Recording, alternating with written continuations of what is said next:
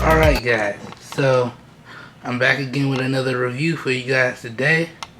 It's pretty early in the morning right now, but we're gonna get this one knocked out. So today what I have here for you guys is a review of the ValuePad 7-inch that I purchased from Amazon.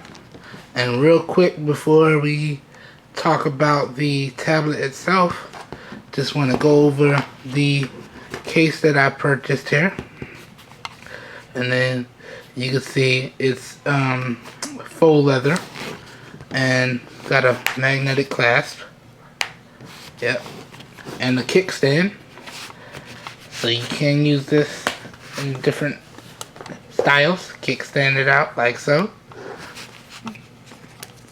and then when you open it up here,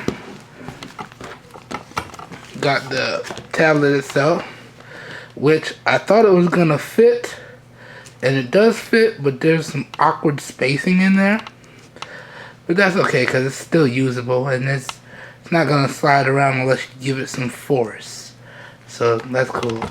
And then right here we have a full-size keyboard right here, and the buttons have that tactile feedback that I like. You can really hear the click.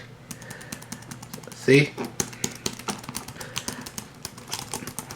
Not unlike the other keyboard cases I had with the Tab 2, there was a kind of mushy feeling. This is kind of a tactile feedback, so I'm sure, and it's full size, so you have all your keys here. So I'm sure you guys are gonna like that. And also, real quick before we get into this, it also came with a OTG cable. So you could hook up other things like USBs or things like that, a USB hub, and do that. And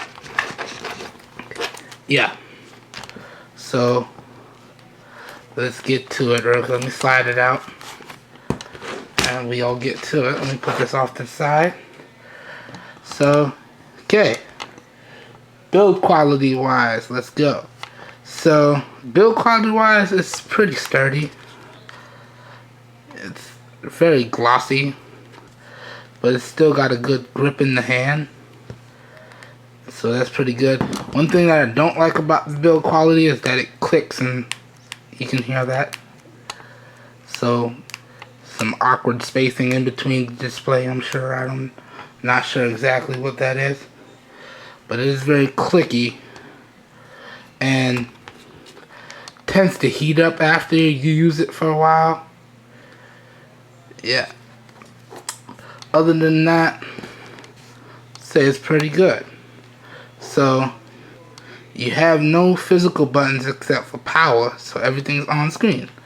So let's get started.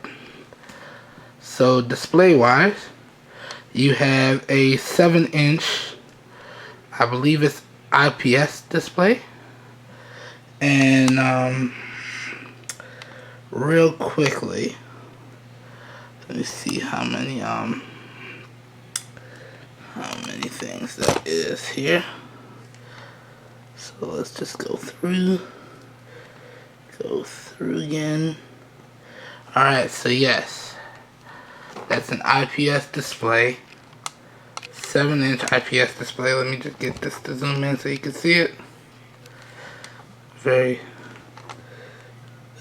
bad focus here. I don't know how well you can see that, but that's a 7-inch display with 160 pixels per inch, and that's a resolution of 1024 by 600 or 552 exactly. This measures it exactly, but I know that resolution, whoops, sorry for the out of focus, guys. That focus. I know that the resolution is kind of low, but for the day-to-day tasks, you won't really notice a difference. And if you're using this outdoors, the display does get pretty bright. Sorry I didn't adjust the screen out time there. But if you're using it outdoors, the display itself does get pretty bright, so should not have a problem on that. Now let's get into some of the hardware here. So you have a 7-inch IPS display, as I've said. You have a quad-core processor clocked at 1.3 gigahertz.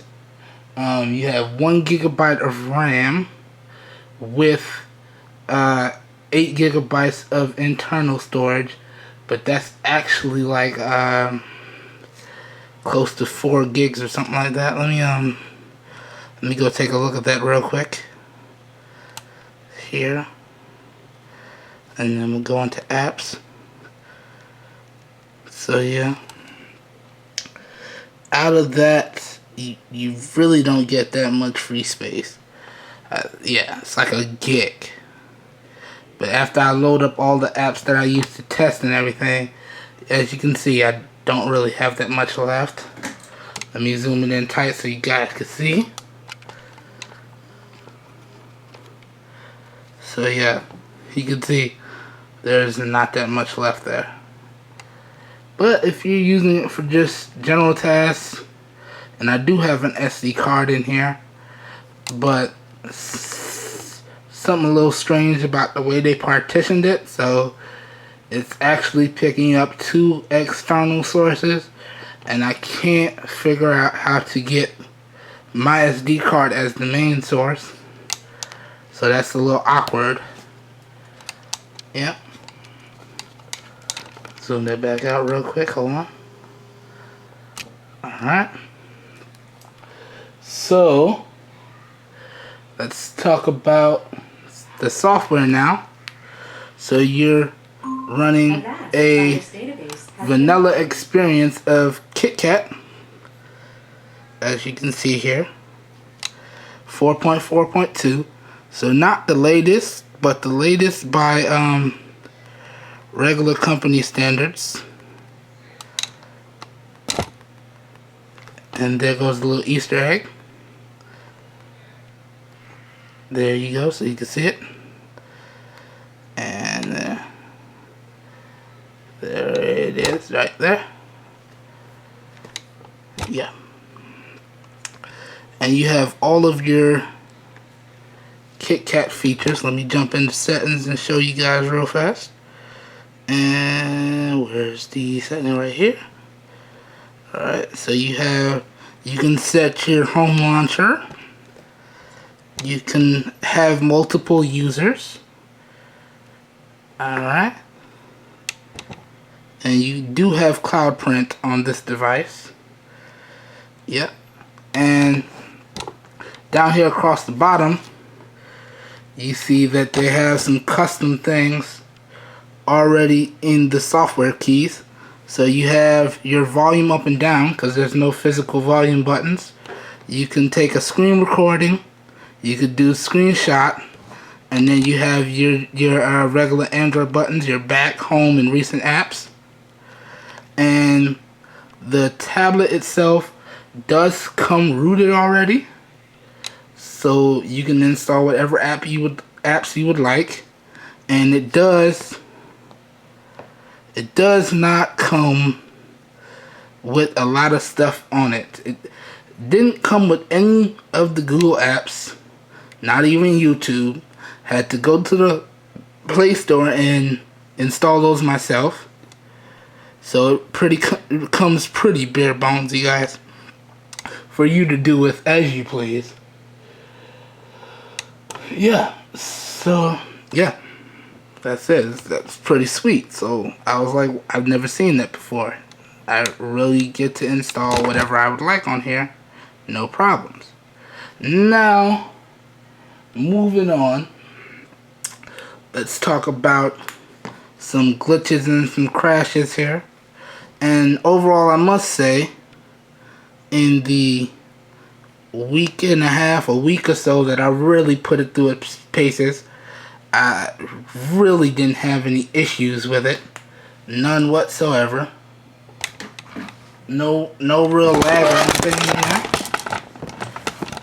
here. no real lag or anything. It ran pretty smooth. I'm sorry I kind of bumped the camera there. I'm sorry about that, guys. It ran pretty smooth. No lag of any kind. So that was nice. And as you can see, I installed the Nexus launcher on it. I don't have the Wi-Fi on right now because I don't want all of my notifications to come through. And I'm also still putting the Nexus 7 through its paces. So I've fallen in love with the Google stock experience. That's why I have the Nexus launcher loaded up here. And it does have Google Now on it as well. And I believe that still works even though we're not hooked up to Wi-Fi. So I can go ahead and say, okay Google. And it does come up, but it's not going to pick up anything because the Wi-Fi is not connected. Now, moving on, you get, it's pretty stock on the features. You get an accelerometer, and a proximity sensor. That's pretty much it on this one. Nothing else besides that for the features wise, but you get all of the stock Google features aside from that. And moving on to the Wi-Fi, you get 802.11 BG and N. No AC because this is a budget device, but you really don't need that if you have decent Wi-Fi. You should not have a problem. Now, to go ahead and test the Wi-Fi so you guys can see, let me just fire this up. And we're going to go ahead and fire up YouTube. Give me a second. Go ahead and fire YouTube up here. And this is actually a special version of YouTube that allows you the video to still play even when the screen is off. And it's going to take a second to load up here. Yep. And you could thank your boy Xenomax for that. I really enjoy some of his videos. And he's got some pretty good root methods and all that if you guys like to root and flash custom ROMs. But pick this app up from him because I was wondering if there was a way for me to do that, and he had a video on it. So now this is the YouTube that allows you to just play the video and still have it playing even though the screen is off. So let's go ahead and play something real quick. It doesn't matter what, so you guys can see. And just let it load up, and you can see no problems there. Yeah. You do, however, you have to find the right viewing angle on this because the viewing angles are poor. And I think that has a lot to do with budget cuts they had to make. So you got to find the right viewing angle for it. But you can see the YouTube video loads up no problem. So yeah, no problems with Wi-Fi there. Let me go ahead and back out. Okay, and moving on. So a neat little feature that I forgot to cover, sorry guys, is that this does support 3G and dongle support if you get it. So you get yourself a little dongle and you hook it up and you're good to go. And so it does have that feature there. I don't know how well you guys can see it. Yeah, you can see it pretty good. Yeah, so that was pretty neat. So I was like, oh wow, it's pretty cool. So moving on, Bluetooth. The Bluetooth in this device is solid, really solid. Let me go ahead and turn it on, and you guys can see what I had paired up. So I did have those turbine headphones, the Bluetooth turbines, that I'm currently reviewing. Might have that review out pretty soon. And the Lock Fancy headphones paired up to this. And I also had the Galaxy Tab 2, but I erased that one. and my Nexus 7, which is the Bluetooth is off right now, so that's not going to show up. But the Bluetooth on this is really solid. Really, really solid. And this does come with GPS, which had no issues. None whatsoever. So let's go ahead and launch maps. And as you can see, it takes a little minute to load up everything. And there we go. And it's a little laggy. Still responsive enough. And it's a tablet. The GPS is decent, you know? So if you did want to get one of these and put it in your car and launch your hotspot and then use this as your navigator, you can do that. So yeah, that's always a possibility. So you don't have to spend a whole bunch of money on one of those professional GPS navigation systems. You can just get you a little tablet with the GPS and you're good to go. Yeah. So, moving on. The cameras. Right here in the front, we have a 0.3 megapixel. No. Then in the back right here, we have I think it's 3 megapixels or 1.3 megapixels. Also, no. I tried to take videos with those. Videos and pictures came out horrible. Even for Skype and video chat, no. Yeah.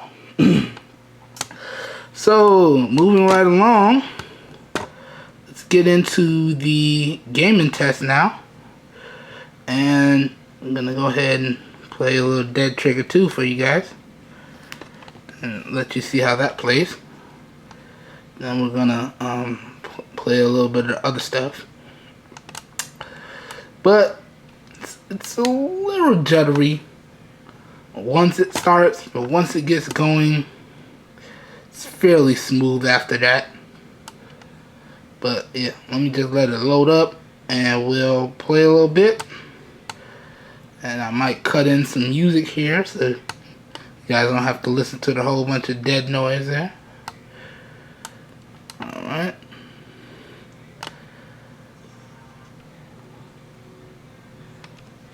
Okay.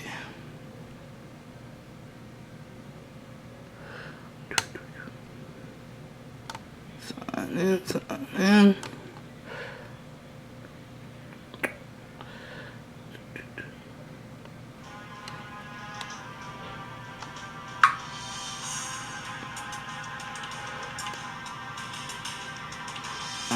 I was playing this on my Nexus 7, so it might retrieve that data, so I won't have to start completely over. Because, you know, Google servers are awesome like that. And Dead Trigger 2 is a pretty decent game. Got tired of using Dead Trigger 1 to demo, and so I figured we'd bump it up Dead Trigger 2 and see how this goes. Does take a good amount of time to load up though.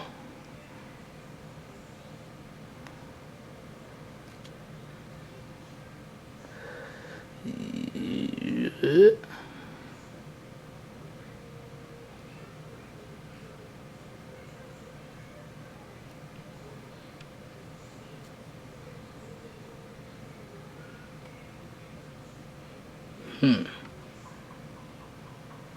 There we go.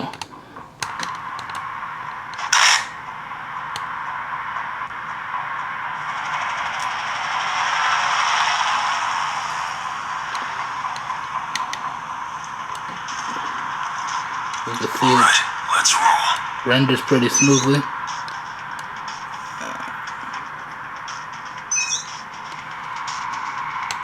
making me start over.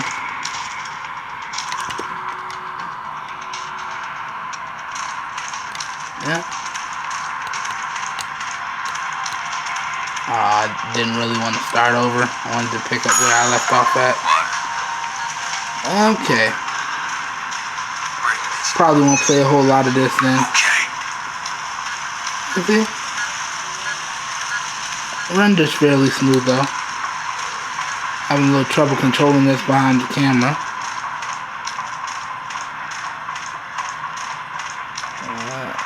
Yeah. A little bit of lag. Fairly zippy.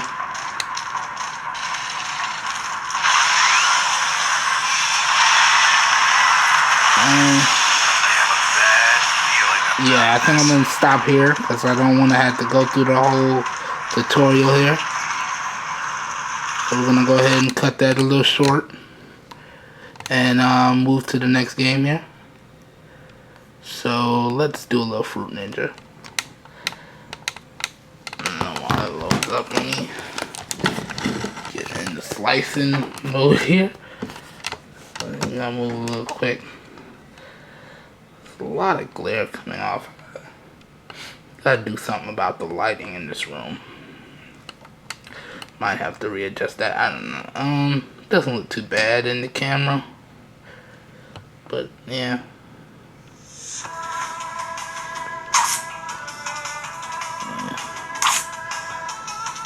All the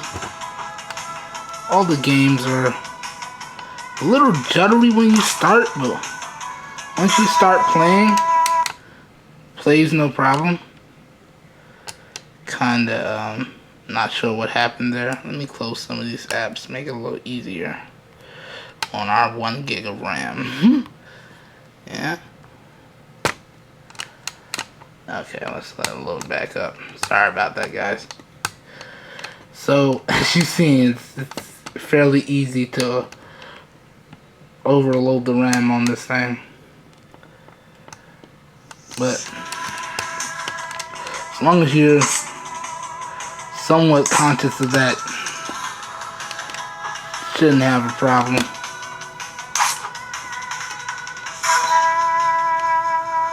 And here we go.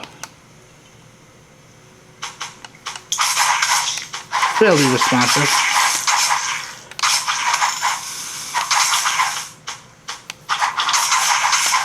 Having trouble playing this one behind the camera, that's what it is.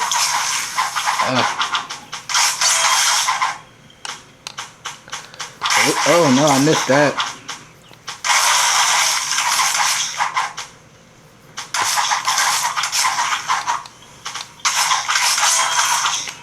Alright.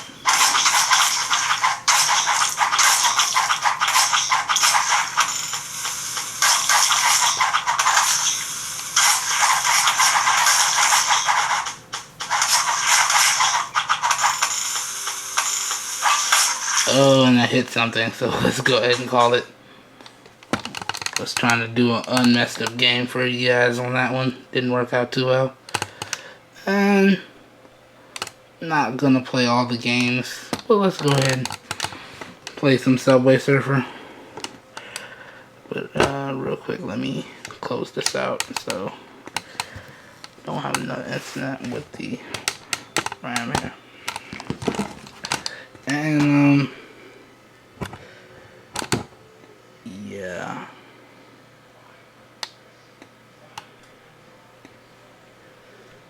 Ooh.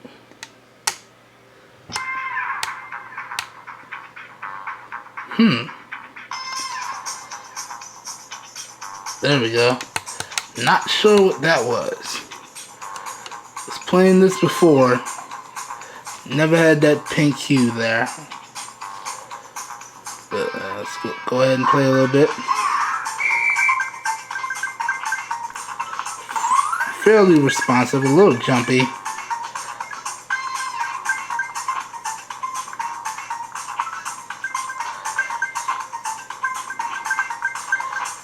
Okay, and not sure how long I've been playing the game portion of the review for now, but it's starting to get a little warm.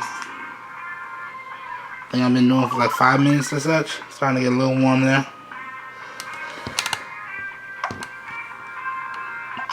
Let's play one more time. Play a little longer here.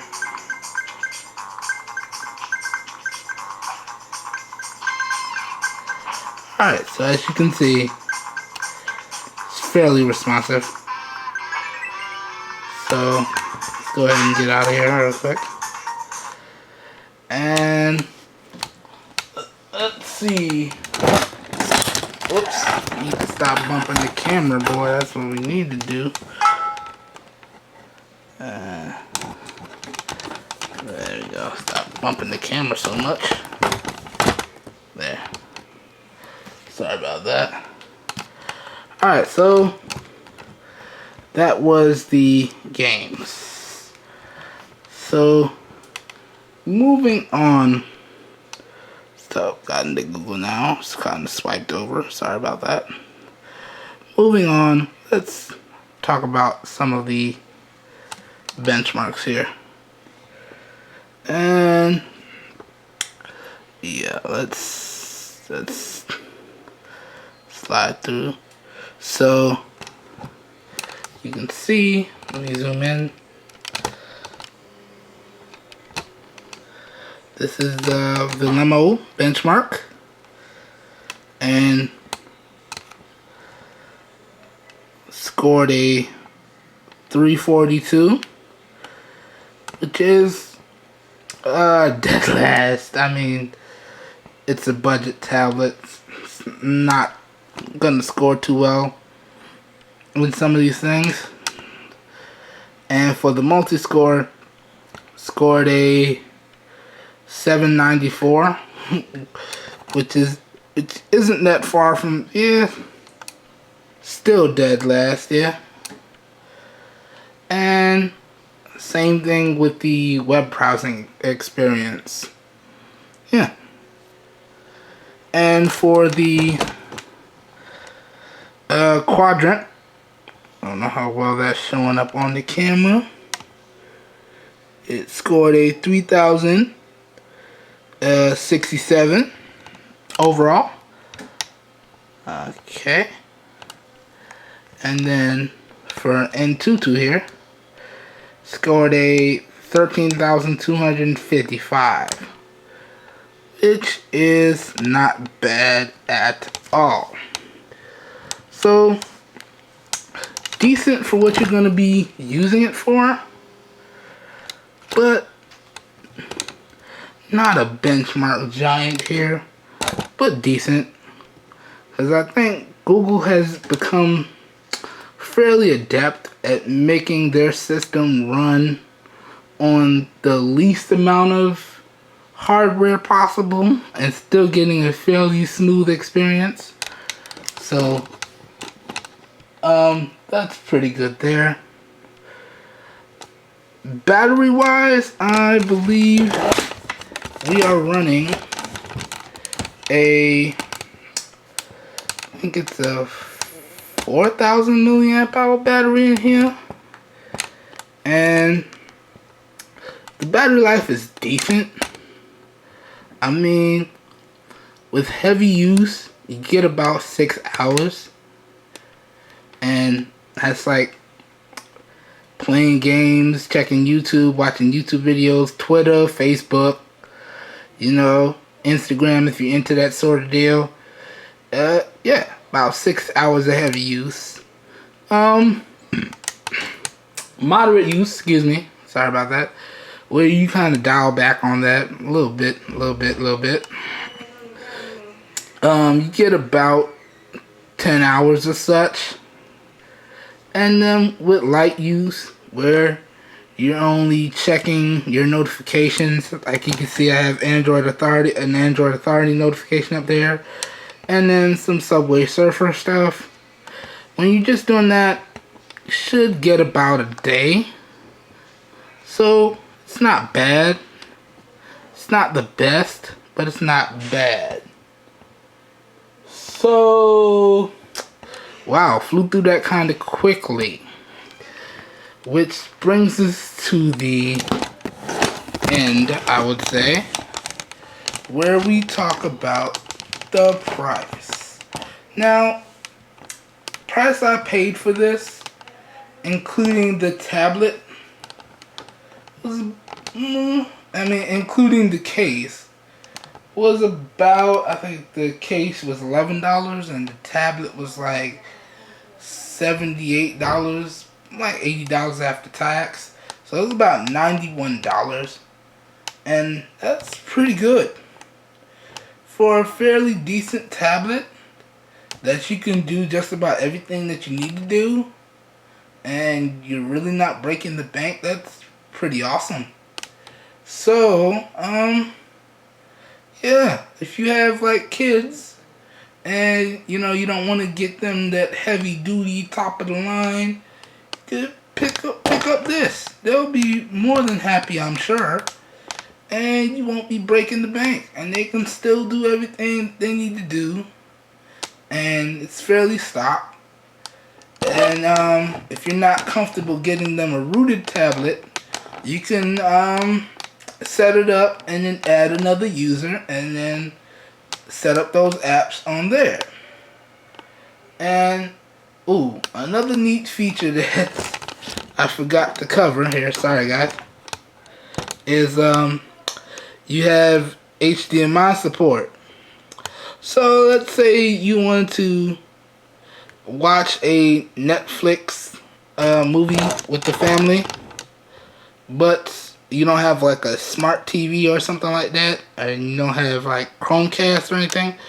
Just get you an HDMI adapter and run it to your TV, and should have no problems. So that is also